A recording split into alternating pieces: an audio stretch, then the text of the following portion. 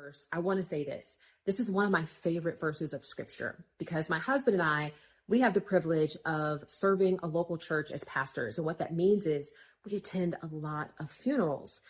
But as many funerals as we have attended, as many procession lines as we have driven in, I have never seen a U-Haul truck or a tow truck following the hearse to the cemetery. Like, no matter how impressive the assets or possessions of the person who passed away, no matter how impressive their collection of things was while they were living, they can't take any of it with them to heaven.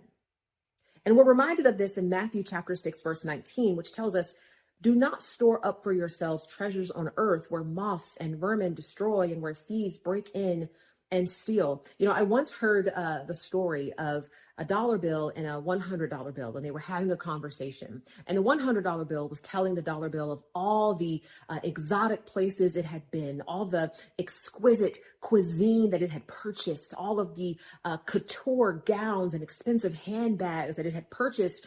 And the dollar bill listened intently as the $100 bill was just recounting this incredible experience through the world. And when the $100 bill turned to the dollar bill and said, hey, where have you been? The dollar bill said, to church.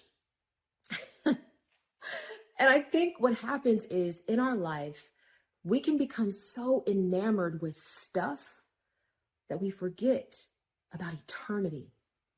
And that's where we need to really be focusing on building up our assets and our rewards, because we're going to spend forever, ever with God.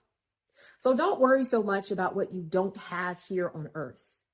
Focus on building up your eternal rewards in heaven, because that is what really matters.